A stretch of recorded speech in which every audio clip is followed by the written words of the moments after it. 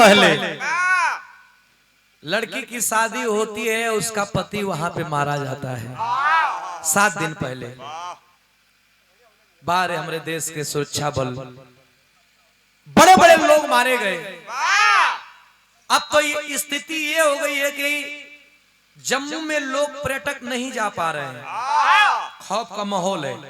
और जम्मू में धान चाउर गेहूं ना होला, वहां जब बाहर से आदमी जाना घूमे, जौन नाव पे घूमे लन, जौन चाय पियलन, जौन वहां का कश्मीर का सेव खालन, जौन स्थल बा घूमे लायक वहां घूमेलन, जौन पैसा देलन, वही से वहां को रोजी रोटी अर्थव्यवस्था चलेला। अब तो लोग वहां नहीं जाएंगे, और लोग नहीं जाएंगे तो वहां के लोग हिंदुस्तान का अभिन्न अंग लोग दाने दाने के लिए तरस रहे हैं। एक एजेंडा फैलाया गया है कि सिंध का पानी हम लोग रोक दिए, 20 साल लगेगा, 20 साल लगेगा सिंधु नदी का पानी रोकने के लिए।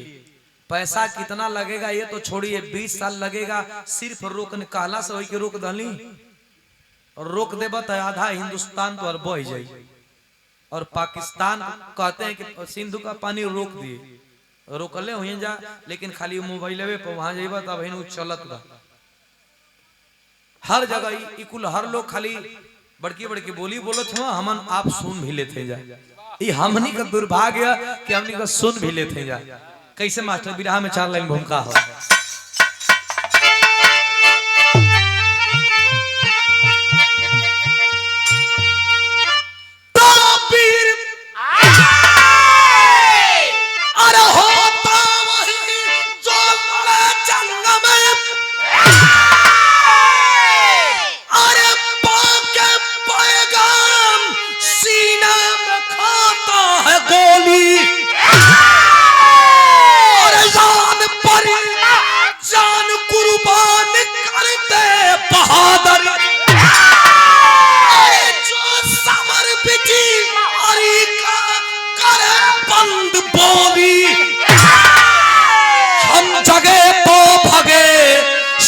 लंदन गए और फिर हुई चूक को हम अलग हो गए। अरे दोगला पाक माने न करता दोगलपन, अब बहुत हो गया हम सजग हो गए।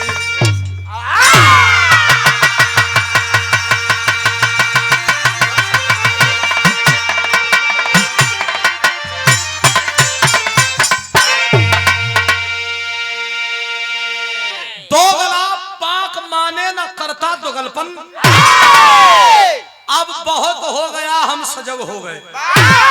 एक नेहा सिंह राठौर पे FIR हुआ, लेकिन लोग सजग तो हुए हैं। पहले लोग सवाल उठाने के लिए कभी जी तैयार नहीं थे, लेकिन अब लोग सवाल तो उठा रहे हैं कि पहले पुलवामा का जवाब दीजिए। आप कहते हैं कि देश सुरक्षित हाथों में है, यही ना कहते हैं कि देश सुरक्षित हाथों में है, लेकिन कैसे हम मान ले कि देश सुरक्षित हाथों में है? अब तो ये साबित हो गया कि चौकीदार ही चोर है। अब ये साबित हो गया कि चौकीदार ही चोर है, क्योंकि जो डंडा लेके चौकीदार, अच्छा हम कहते नहीं कि यहाँ चौकीदार जब खड़ा बा जगले बा तो चोरी कैसे हो जाता है? चौकीदार ही चोर है, ये बात सत्य हो गया। बिरहा में कव्वाली का टुकड़ा बा, कैसे मास्टर?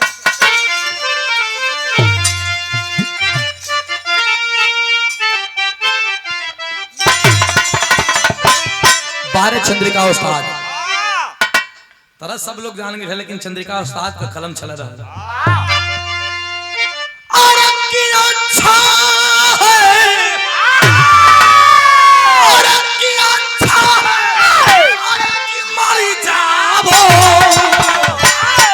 बेकारी के जीने से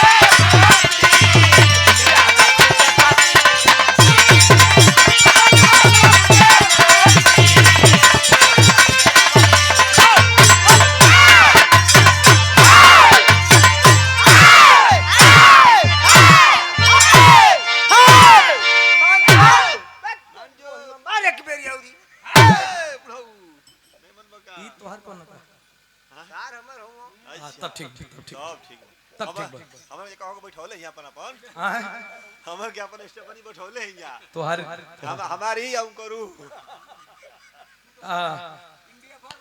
तू हमार नहीं गलत बात नहीं हमरे केदार भैया और रवि रेडियो दुबारी बड़ा सम्मान बड़ा दुलार बड़ा स्नेह है। पुरस्कार आशीर्वाद पुनः 100 रुपया आपके श्री चरणों में कोट कोट प्रणाम दिल से धन्यवाद है। आशीर्वाद की कामना है। रामविलास भैया पहलगाम जहां सैलानी से भरा हुआ जाते हैं लोग बर्फबारी का आनंद लेने के लिए और कहीं से आता है आतंकवादियों का एक झुंड और गोलीबारी चला दिया। ये नया नहीं है। 3 दशक से भी ज्यादा हो गया। चरमपंथी अपने काम को अंजाम देते हैं, आते हैं हम लोगों के कलेजे में गोलियां भर के चले जाते हैं। वो गोली क्या मारते हैं, हमारे देश में राजनीति खड़ा हो जाती है और राजनीति के बल पे 2-2 बार 3-3 बार लोग गद्दी पे बैठ जाते हैं। एक बार पुलवामा आतंकी हमला हुआ और उरी हुआ। पुलवामा और उरी का आग का एक सर्जिकल स्ट्राइक का ढांचा तैयार किया गया। किसी सैनिक पे और किसी हिंदुस्तानी पे ये सवाल हम नहीं उठा रहे हैं कि सर्जिकल स्ट्राइक हुआ कि नहीं हुआ, लेकिन अब शंका होता है कि हम कैसे मान लें कि हमारा खून का बदला आपने खून से चुकाया है। कभी कभी तो शंका ये भी होता है कि ठीक इलेक्शन से पहले ही क्यों ऐसा होता है। ये भी कभी कभी शंका होता है कि ठीक इलेक्शन से पहले क्यों होता है। हेतना पंच परमेश्वर बैठल बानी। एक परिवार जो परिवार का मुखिया अटारी बाघा बॉर्डर पे रहता था, समझौता में ये भी एक लिखला है चार्ट कि अटारी बाघा बॉर्डर बंद कर दिया गया है, अब उसमें आना जाना नहीं होगा। अटारी बाघा बॉर्डर पे रहता था, अपने परिवार को लेकर के आया और परिवार को लेकर के आया, मेला घूमा। जैसे पहलगाम में लोग घूमने गए थे, मेला घूमा और उसी मेले में आतंकवादी हमला हुआ। आतंकवादी हमला होता है तो यहाँ जो लोग थे मिल गए, लेकिन उसके परिवार में 4 लोग थे, क्षमा करेंगे 5 लोग थे। परिवार का मुखिया जिसका नाम बिरजू, परिवार का मुखिया जिसका नाम बिरजू और परिवार की जो पत्नी फौजी बिरजू की पत्नी शीला और 2 बेटा 1 बेटी। सुते रखा दिक्कत 2 बेटा 1 बेटी। भैया भैया देश दुश्मन देश से घर ले हम देखा मास्टर कि मराए ना सुतला में सुता मत। ए भैया भैया यही तरह मारा जात हुआ आदमी दुश्मन देश के घर ले हमन गया। गावे का हम दूसरों से सुना दे रहते, लेकिन घरी समस्या ही बा कि देश में ये चलते बा, कहीं से कुछ उठत बा तो देश में खाली ये बात होते बा। भैया हो उसमें गोलीबारी में बहुत से लोग मारे जा रहे हैं और बहुत से लोग मारे जाने के बाद बच जाते। परिवार में 2 लोग घट गए, पता नहीं चला, गुमशुदा हो गए, क्या हुए क्या नहीं हुए। बड़ा बेटा सोनू और फौजी बिरजू 2 लोग खत्म हो गए, मर गए, हिरा गए, कहां गए ये पता नहीं। इसका रिपोर्ट भी नहीं लिखा गया, इसका क्या हुआ क्या नहीं। लेकिन छोटा बेटा अपने पापा के याद में फौजी की तैयारी कर रहा है और फौजी की तैयारी करके सरहद के तरफ चलता है। माँ कहती है कि आजकल सरहद पे जाए जोग नहीं खे, आजकल सरहद पे जाए जोग नहीं खे, सरहद पे जाए जोग नहीं खे। लेकिन माई समझावतिया कि हम बेटा तो के भेजल नहीं की चाहत, बेटा कहता हम जाए आज आई तब पाकिस्तान सहित पूरा पाकिस्तान के कवर ले लेके आई। बिरहा में तरज कौन बा मास्टर।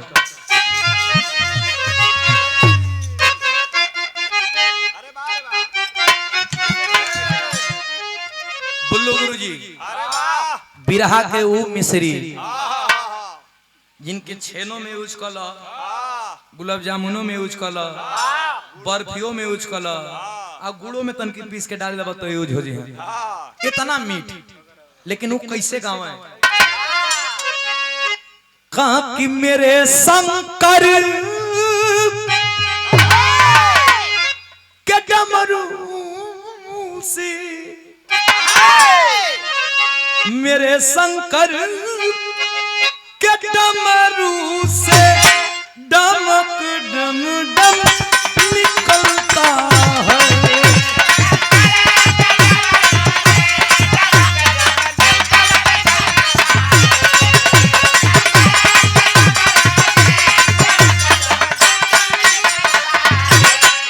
माई को हत्या की एकदम स्थिति खराब बजाए जो लेकिन बेटा तक बच जाए माई कैसे अरे चला है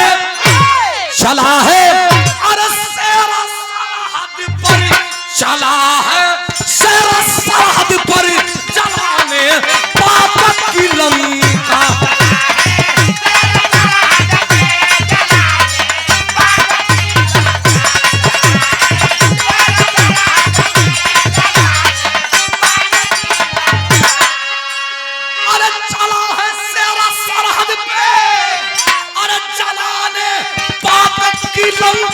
जलाने पाक की लंका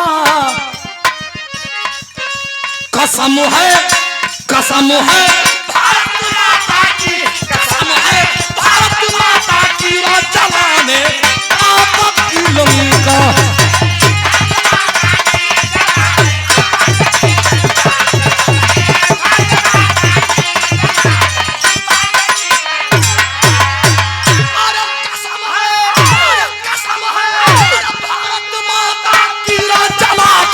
तुझको छोड़ेंगे रे जलाकर तुझको छोड़ेंगे चला है जो सफर करके चला है जो सफर करके चलाने पाप की लंका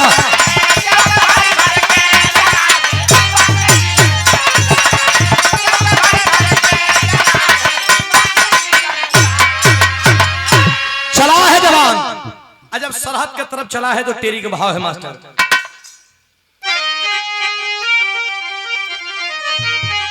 अरे मोरे राम वतन का रखवाला चल दिया हाँ वतन का रखवाला चल दिया अरे खेले उनकी होली मर्दा ही मतवाला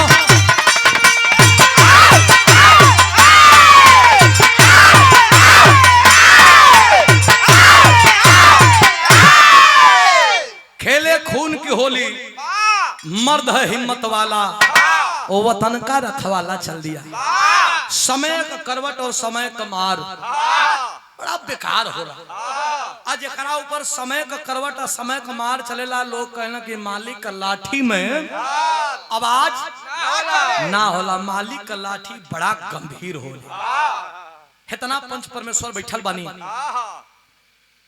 सरहद पे तैनात है अब हर परिवार लाइन पर हो रुपया पैसा देत बा घरे बियाह शादी का भी उत्सव हो गई बा बहन का बियाह परल बा ये हर 20-21 वर्ष की उम्र में लेकर के राइफल और सरहद का रखवारी करत बा कोनो फौजी जब आवेलन सरहद से तब बतावेला कि आप विपदा की कबो हमने को 2-2 दिन 3-3 दिन भूखाई रह जाने एक परिवार का रिश्तेदार का एक लड़का शहीद हमारा हुआ था सबलपुर में तो हम एक बार पहले भी वहां गए थे गाने के लिए लेकिन हमें पता नहीं चला वो हमारा दूर का रिश्तेदार विजय यादव सबलपुर निवाजू बाबा के जमनिया में तो लोग बताओ तो कि घर में माई सब्जी वहां गंगा माई का कछार पर सब्जी उब्जी हो तो बताओ तो हम लोग की जब माता जी से मुलाकात करे गई तो बतावे लगली हमारे पापा वापा का नाम बतावे लगली पूरा दयादी का नाम बतावे लगली कि बच्चों हम तो हने परिवार का ही जा तब बतावे लगली कि सब्जी बेच के नेनुआ बेच के अपने बेटा के भर्ती करेली अजन रूढ़ रूढ़ नेनुआ हो जाला, ओके हम खैली या भतिया नेनुआ के बेचली के बेचा जा। इतना गरीबी से उनके पल्ले रहली। वो हमसे कहले रहलन, चीन का बॉर्डर पे शहीद भइलन, कहले रहलन कि माई आज तो हमके नेनुआ बेच के भर्ती कैलू है ना, एक दिन इतना रुपया तो के भेजाई कि बोरा में रुपया ले जाई, अब बोरा भी कम पड़ जाई। लेकिन उस समय हम ना रह, मार कर रही थी, रो रही थी कि एक फौजी का जिंदगी ये होता है कि जियत जियत जियत जियत वो फौजी जहाज पर पैसा बैठे भरना कमे है। हमारे गुरुजी एगो बिरहा गईले रहलन, ओकरा में प्यारेलाल कवि जी का कलम चल रहल कि जियत भर जहाज पर न चढ़े भर कमैबा, आ मुअला पर लाद के जहाजिए पर आईबा। तो जिंदगी फौजी कई होला कि जियते जियत कितनो रुपया आदमी कमाला, जहाज पर चढ़े भर पैसा ना कमा पावेला। लेकिन फौज जब फौजी जवान मरेलन तब लाद के जहाज पर आवेला, तो वैसन जिंदगी का कौन मतलब कि ना मरला के बाद कहाँ बाना के लियावत का पता नहीं चलेला। वो जिंदगी का कोई मतलब नहीं है। आज उनका घर चरतल्ला बा, चमकत बा, लेकिन फौजी विजय यादव नहीं है। इसी तरह ड्यूटी दे रहा है, उम्र बहुत कम बा, और ड्यूटी देत बा घर में बहन का शादी भी फान देले होवन, और ड्यूटी देत देत देत हिंदुस्तान पाकिस्तान संवेदनशील एरिया में खड़ा बाड़न। आज जब खड़ा बाड़न मास्टर तब देखत का हवन 2-2:30 बजे का रात में देखत का बाड़न मास्टर,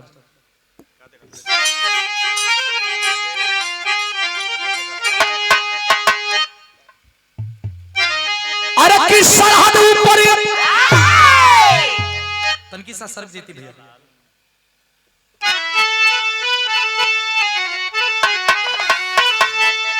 अरे किस सरहद ऊपर बरसे बम संगीन गिन कर मारेंगे, अरे मौत का पिक्चर देखी साला चीन गिन कर मारेंगे।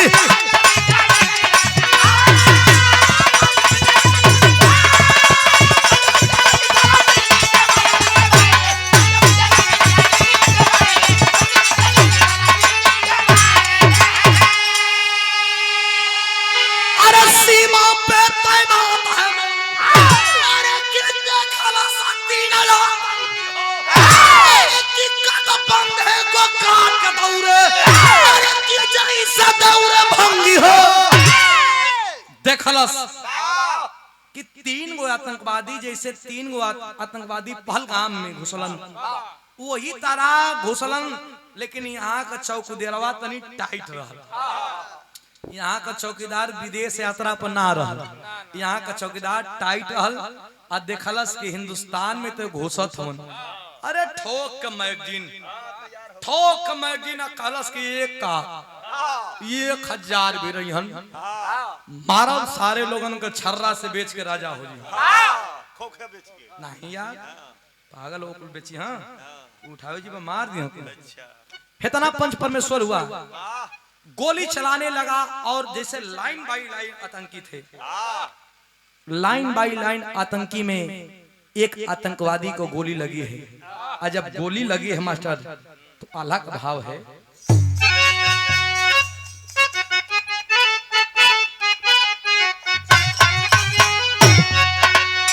अरे सर के दहाड़ से, हाँ सर के दहाड़ से, अरे पहाड़ टूटी जाला,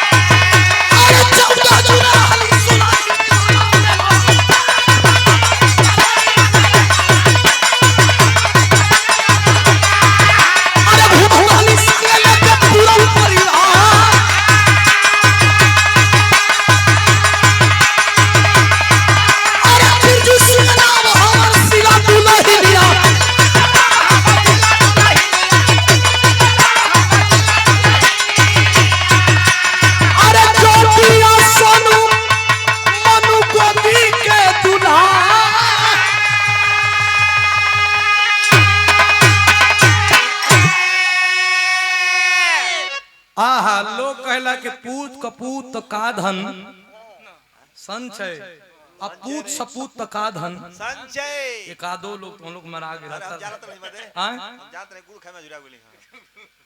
अरे यार,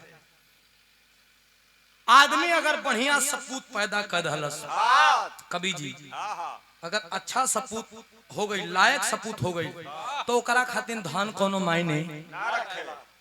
और नलायक सपूत हो गई तो कतनो धन हो जाए, ओकरा खातिर में कोनो धन मायने ना रखे। उस साल भर में अपन बेच किन के टाइट हो जाएगी। गैर मंदिर खोजे लगी।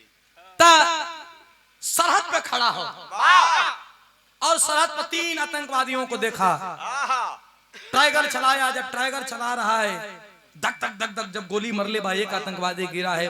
पूरे हिंदुस्तान के सैनिक जाकर के देखते हैं, रे लगा था गोली चला दल, मुठभेड़ हो गई क्या?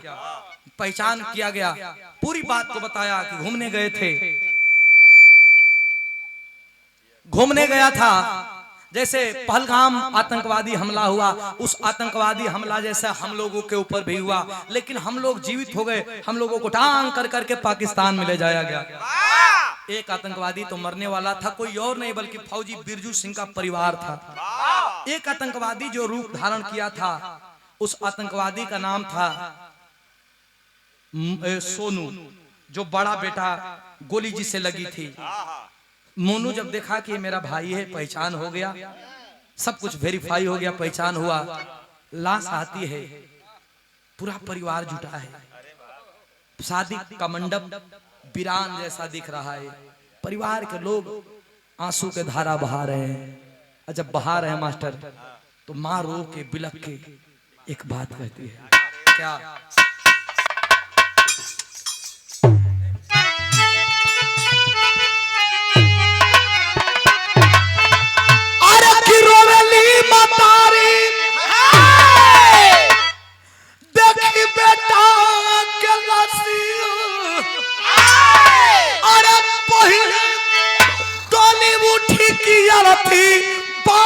गम के बसिया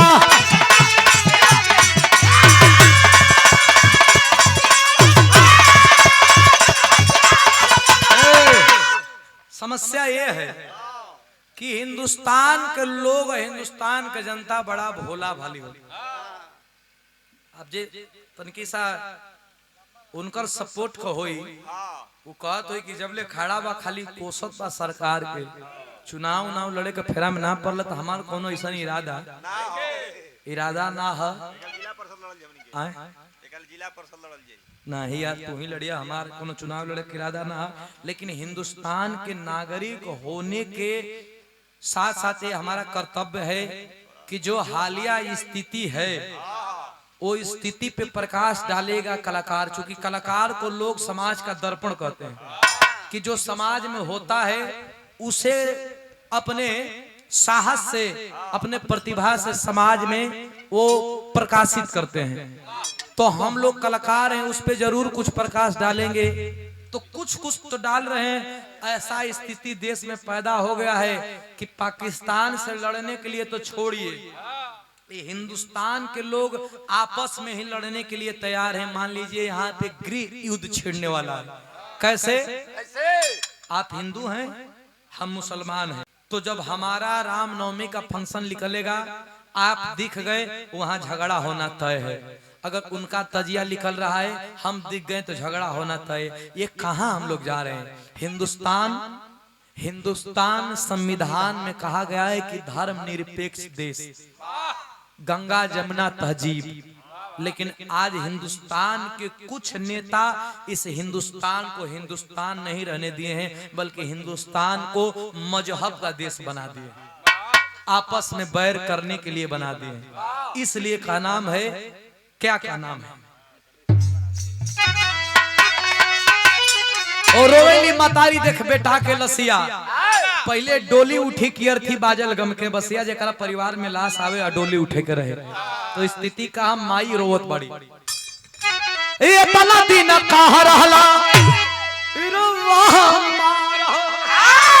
और कामर कामी भाईल और हम के गईना बिसार हो। माई का आंख का आंसू छलत बा और रोवत बाड़ी का अरे विधवा बनी का जियानी नहीं छूटल ससीला पहले डोली उठी की अरथी बाजल गम का बसिया पहले डोली उठी की अर्थी बाजल गम के बसिया एक तरफ बेटी का विदाई एक तरफ बेटा का विदाई तो कहना है गुरु बिहारी गुरु गणेश राम लाल गुणकारी अरे स्वर्ग में चंद्रिका कवि बच्चन की बड़ा पुजारी